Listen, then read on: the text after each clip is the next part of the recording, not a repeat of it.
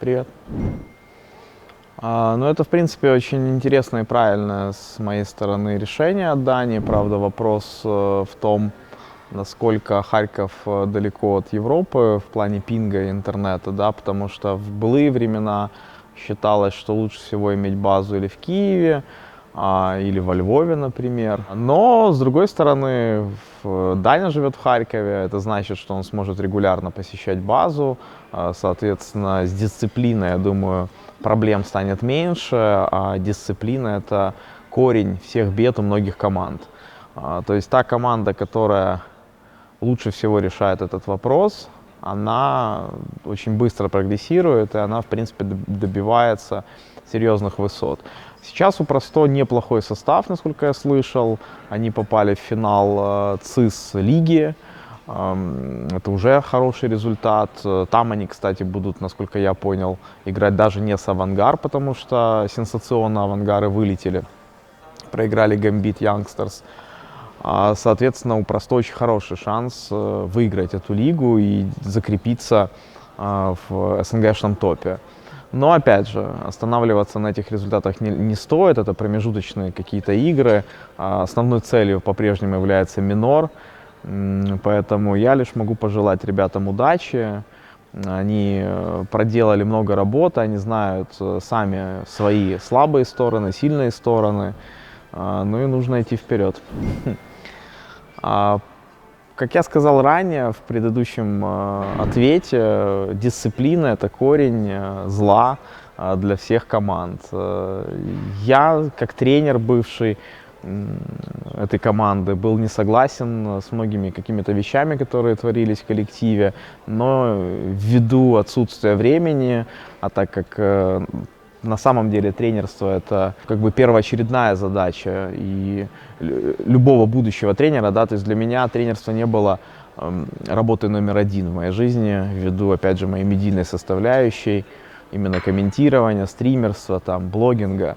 Поэтому я все-таки для себя решил не погружаться в это все с головой, и в итоге был неправ, потому что, ну, с таким подходом высот добиться нельзя. Ну и, соответственно, вынужден был покинуть этот пост. Но, опять же, насколько я сейчас знаю, у ребят очень хороший тренер. Это Пипсон, который работал, как мне кажется, в Винстрайк. Человек, с которым я, по-моему, лично даже знаком. Я брал, по-моему, у него такое мини-интервью на позапрошлом миноре. Ну, парень, в принципе, знает, о чем он, скажем так, говорит. Парень знает, что он делает, поэтому я думаю, что его, в принципе, должно хватить. Но все равно многое зависит от игроков, от отношений внутри коллектива. И я надеюсь, что, во-первых, бывшие игроки команды Flipside очень сильно помогут своим опытом, потому что у них, в принципе, за плечами серьезная школа. Ну и такие молодые игроки, как Якиндар, ну, поймут какие-то для себя вещи и будут играть еще лучше. На самом деле буткемпы, они всегда нужны были в любые времена. Но тут, опять же, очень важно понимать, что любой буткемп, он хорош лишь поначалу. Потом все равно команда устает друг от друга, ребята все хотят домой. В родных стенах играть в любом случае проще, легче, и у тебя есть рядом родные, близкие, есть друзья, с которыми ты можешь проводить каким-то образом досуг. Но, опять же, все зависит от коллектива, от их понимания того, хотят они добиться каких-то высот, да, хотят они все-таки попасть на этот мажор, да, и на что они готовы пойти, чем они готовы жертвовать. Поэтому, как я и говорил, буткемп, опять же, в Харькове, он хорош тем, что есть Зевс под рукой, который всегда может прийти, что-то показать, чему-то научить. Тем более, как мы знаем, Зевс вроде как в этом году собирается заканчивать карьеру киберспортсмена, соответственно, у него больше появится времени, возможно, как раз-таки на команду Просто. И уже под его началом, возможно, команда будет играть намного лучше. Но, опять же, буткемп — это хорошо, но это не является прям решением всех проблем. Абсолютно не является, потому что есть куча примеров, когда многим коллективам давалось абсолютно все, и высокие зарплаты, и буткемпы, и возможность путешествовать, но при этом ребята попросту все это теряли. Вот недавно, например, «Хоббит» в интервью HLTV.org, я, правда, все интервью не читал, но вот видел заголовок, он сказал, что ты начинаешь понимать, что ты потерял только тогда, когда ты это потерял. Собственно, ничего нового «Хоббит» нам не сказал, он лишь подтвердил такие жизненные истины, простые, но вот я рад, что «Хоббит», например, это понял. И я думаю, у него еще есть шанс исправить ситуацию. У ребят неплохой составчик, некий симбиоз, я бы сказал, опыта и молодости, да, в Counter-Strike. Есть игроки из команды Flipside, это Waylander и World Edit. Но я вот не могу пока понять, насколько эти парни мотивированы, да, потому что когда ты играл во Flipside, когда ты играл на мажорах, когда ты даже попадал в легенды мажора, потом, играя в Просто, это, конечно, для них в их карьере некий спад, потому что Просто сейчас там далеко в рейтинге, скажем так. И тут, опять же, все зависит от них самих, то есть могут ли они, попав в команду, которая является третьеэшелонной командой, командой, где наверняка зарплата даже меньше, чем во Флипсайдах была, заиграть, и заиграть очень уверенно, очень красиво. Потому что на бумаге, в принципе, все это смотрится хорошо. То есть опыт, есть и Киндар, который играет мега круто в плане АИМа. Человек, который попал недавно в FPL, насколько я знаю. Есть Фларыч, тоже очень крутой стрелок. И вот новичок Никельбэк, плюс новый тренер.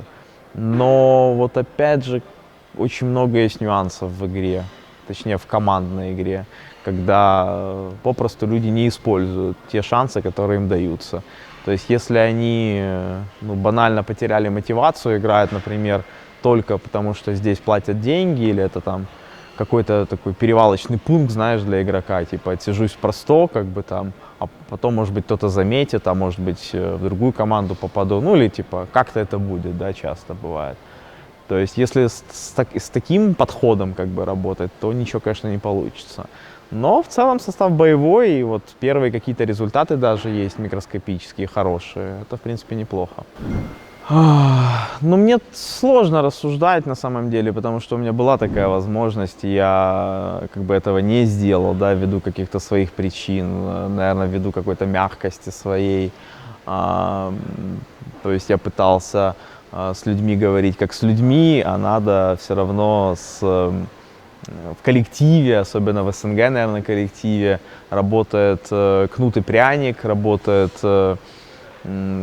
какая-то такая тоталитарная составляющая, да, когда есть один деспот, который все контролит, всех контролит, может на кого-то рявкнуть, а кому-то дать эту шоколадку, да, чтобы он немножко подобрел.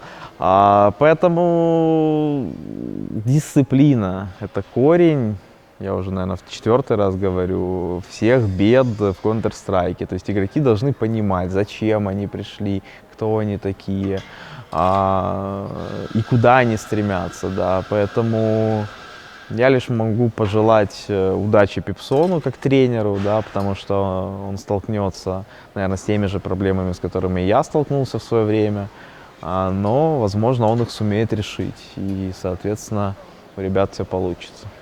Я у себя на стримах часто повторяю про книгу, рекомендую эту книгу всем. Я один из первых, кто прочитал этот бестселлер от Зевса. Но я считаю, что когда нет конкуренции в этой сфере никакой, да, и Зевса книга является первой, единственной, если не брать во внимание, там, опять же, какого-то игрока команды Fnatic по Лолу, который тоже что-то написал, то, соответственно, ну, почему бы не купить? То есть человек сгруппировал всю свою жизнь, все свои мысли, там, в 250 или 300 страниц и рассказал нам с вами многие какие-то закулисные вещи, о которых никто никогда не знал и не догадывался. Из этой книги можно понять вообще, вот как работает команда, как люди общаются друг с другом, да, кто, скажем так, зазнался, кто не зазнался и так далее. Поэтому, ну, если бы у нас было, например, 10 разных книг, мне было бы, наверное, тяжелее говорить о том, почему-то именно Зевса книга хороша, и вот ее надо купить. А так как Зевса книга единственная, то ее, естественно, надо купить, потому что это, ну, особенно болельщикам из СНГ региона, потому что это наш с вами обычный парень из Харькова, который прошел практически 20-летний путь в мире Counter-Strike и, собственно, рассказал в этой книге о всей своей жизни. Поэтому я не вижу причин не покупать ее. Тем более, с одной стороны, цена довольно большая, как для книги, да, если брать какие-то другие обычные, какую-то художественную литературу, да, но с другой стороны, это там пару походов в кино, один Биг Мак, как бы, и вот она книга. Поэтому, в принципе, можно даже где-то сэкономить, чтобы купить книгу, прочитать ее и поставить на видное место, на какую-то полку, и потом уже любоваться, наверное, на протяжении всей своей жизни этой книгой.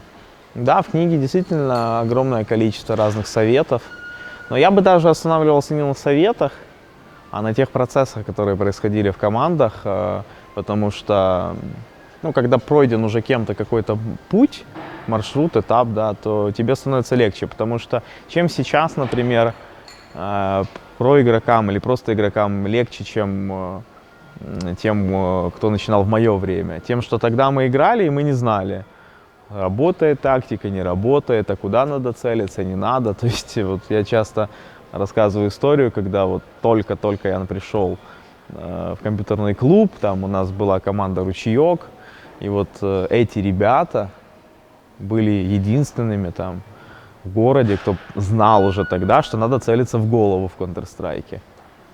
Понимаете, то есть сейчас это как бы, ну, никто как-то, понятно, в голову надо целиться, в любой игре надо в голову целиться, а тогда это не было понятно, тогда только начинать, то есть тогда это была и первая, единственная игра, где, ну, одна из первых, где были хитбоксы, да, то есть где была голова, ноги, туловище, да, а, например, в Quake, неважно, куда ты стреляешь, там, просто спреешь, например, и все, так и в других играх, там, в Delta Force, например, каком-нибудь. Поэтому вот эти ребята знали, как бы, и из таких вот моментов, как бы, да, то есть это самый просто элементарный, я провожу пример, а из таких моментов состоит, как бы, жизненный путь киберспортсмена, да, то есть люди уже прошли какой-то определенный этап, и мы знаем, как правильно, как надо. Соответственно, ты просто берешь, читаешь эту книгу, и ты за сколько там времени, да, на самом деле, если быстро считать, ну там пару дней, например. Ты за пару дней проживаешь то, что люди понимали, пытались понять на протяжении кучи лет. А ты просто берешь за $10 там или сколько, за 15, и получаешь все эти знания действительно. Сейчас Нави не хватает, наверное, скилла, не хватает мотивации, целеустремленности. Потому что, опять же, те все проблемы, о которых я говорил в Просто, они наверняка есть и в Нави. Я бы посоветовал всей команде, всей пятерке, обязательно перед мажором, тем более, но вспомнить, ради чего они играют, да, то есть отбросить вот эту всю финансовую составляющую, да, и посвятить свою жизнь одному конкретному чемпионату и попытаться в который раз его выиграть. Потому что время уходит. Я боюсь, что без Зевса ребятам будет очень тяжело, если он все-таки закончит карьеру. То есть надо будет брать какого-то пятого. Не факт, что Бумич справится, непонятно, в какой он сейчас форме, потому что мы видели только один его чемпионат. Соответственно, будет трудно, и мне кажется, что сейчас все-таки Нави могут быть как никогда близки все-таки к победе на мажоре, потому что потом будет все тяжелее, тяжелее, тяжелее, потому что конкуренция зашкаливает. А если брать команду Liquid, если брать просто вот индивидуальный уровень игры 5 игроков в этой команде, он намного выше, чем в Нави, потому что у Нави есть, да, там Simple, которого можно там сравнить с Элиджем или Твистом, да, но при этом другие игроки, они действительно по скиллу, как по мне, отстают от ребят из команды Liquid. Но даже несмотря на это, у Нави в каких-то последних играх с Liquid были неплохие шансы на победу, если бы не определенные моменты. Ну, однозначно в той или иной команде нужно что-то менять. Я удивился, что это Бумыч, потому что, да, с одной стороны, это мега хайповый игрок, который выгоден организации, но вот в плане индивидуальной уровня игры, ну, я не знаю, насколько Бумыч там лучше или хуже, да, того же, например, Джейма из Авангар, да, то есть, да, там есть как бы, ну, еще определенные роли там в команде, то есть нужен был там не снайпер, например, да, но, опять же, имея Симпла в команде, можно и перестроиться, да, то есть сделать там Джейма снайпером, а Симпл был бы вторым авиком, таким очень серьезным, сильным вторым авиком. Поэтому, и опять же, это я так навскидку кого-то там, да, сейчас вот о ком-то подумал. Или тот же Якиндар из Просто, да, если говорить о молодых игроках. Но Бумыча, я так понимаю, брали в перспективе капитанства его возможного, но тоже не знаю, насколько он смог бы быть хорошим капитаном. Конечно, он сейчас попытается, наверное, перенять от Зевса какие-то фишки, возможности, стиль, но почему я сказал, что Нави сейчас вот ближе всего? Потому что сейчас все-таки есть укомплектованный полностью состав без каких-либо серьезных там косяков. А вот потом, когда Зевс уйдет, придется снова кого-то брать, всем придется переучиваться, при этом там, у кого-то сейчас есть мотивация, а потом этой мотивации не будет и так далее. То есть постоянно команда сталкивается с какими-то проблемами. Но насчет того, что именно Эдварда убрали, я тоже говорил у себя там где-то во влогах, что в принципе можно было и Флейми убирать, наверное, но посчитали почему-то, что Эдвард не заслуживает своего места, хотя если брать какую-то последнюю статистику, то в принципе, ну опять же в команде просто виднее, да, кто-то себя как-то не так ведет, кто-то отбился от коллектива, то есть, наверное, Эдвард отбился от коллектива в какой-то момент, да, и, соответственно, именно его хотели бы заменить игроки и заменили. Поэтому я все-таки считаю, что Бумыч неплохая замена, но самая ли она правильная, да, то есть тот ли это человек из вот той огромной палитры игроков, которая есть в киберспорте сейчас. Все это под вопросом.